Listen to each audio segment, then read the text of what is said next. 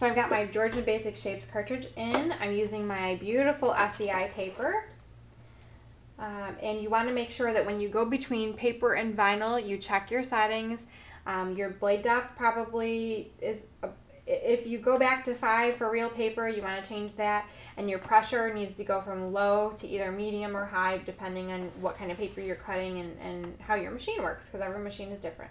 So I'm just going to load my paper in, and I'm going to hit my real dial size and my paper saver, because the paper saver, what that does is make sure that your shape gets cut as close to the edge as possible, so you're conserving paper. So we're going to be cutting a 3,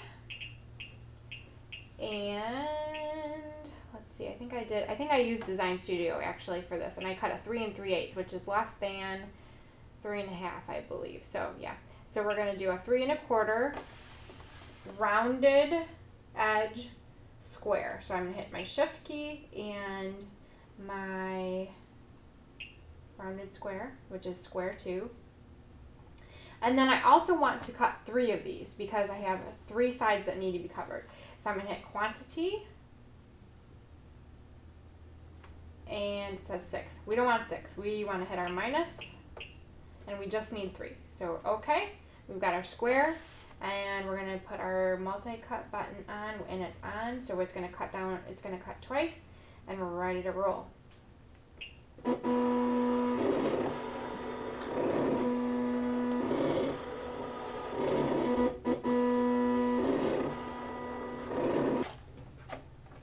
Okay, so we're all done. And what's nice again about this paper collection is that they're double-sided. So when I put adhesive on this part and I glue it to the glass, although, you know, it's glass, so you can see through and you can see the other side of the paper. So you want it to be pretty on that side also.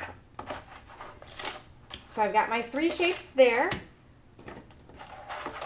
And we are all set to work with the circle that goes on top of the jar. So I've got my Cuttlebug out now, and I'm going to be using the Victoria A2 folder in order to emboss that shape that goes on top of my jar. While I was kind of cutting and waiting for these little squares to cut out, I applied another layer of that Krylon frosted spray onto my glass jar. So that's got a second layer already. We're just waiting for that to dry. And this was cut out from Georgia Basic Shapes also, so you just need to measure, if you're, whatever jar you're working with, you just need to measure that and cut out whatever shape size you need. So my A2 folder, this is one of our brand new A2 folders. And when you put your paper into your embossing folder, you want to make sure that you always see the writing. That way you know that you're getting the embossed look, not the debossed look. I'm going to put it into my Cuttlebug. And I have a beautiful embossed shape. Then, once you're done cutting out and embossing your shape, you can use your Tattered Angels Pink Matte and use it for what it was made for, which is using Glimmer Mist on it. So I'm just going to tap it lightly against the heel of my hand. This is one of the brand new colors, Marshmallow. And just mist my shape. And when this dries, it gives a very shimmery, beautiful effect.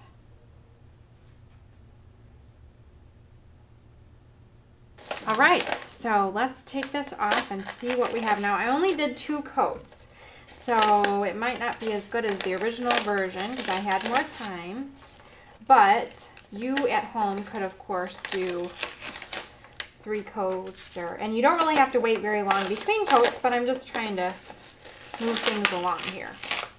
Okay, so let's carefully remove our vinyl. So we've got our soap here, and we can use our handy dandy little Cricut pick tool to get that inside out of there. This always reminds me of going to the dentist. And I'm just going to remove the vinyl by doing that. Now before you put the other piece on, which is the Home Accents piece that we did, I would probably wait an hour or so until this really hardened, because this is still, well, might not be too bad. We'll try it and see what happens. But if you were doing it at home and you really wanted to not have to do it over again, I'd probably wait an hour or so and then move on to your next step. But for time's sake, we're just going to forge ahead here. So I have my home accents piece. I'm going to do the same exact thing that I did with my soap word. And with the pieces that are a little bit more flourishy, you have to be just a little bit more gentle with it so that you don't rip the vinyl. And with this piece, it might be easier if you took out the part you didn't want first. There we go, just like that. And then peeled off the part that you did want. That was much easier. Okay. And then, which way did I have it originally? Yeah, that's the way I had it. Okay. And then I'm just going to lay this down, just like I did with my soap word. It's a little bit larger than the one I originally used, but that's okay. So we're going to press that down, and then we're going to do the same exact thing. We're going to just tape off those areas to protect what we don't want to get sprayed on. And then you just push down your vinyl to make sure you're not going to get any leaks underneath.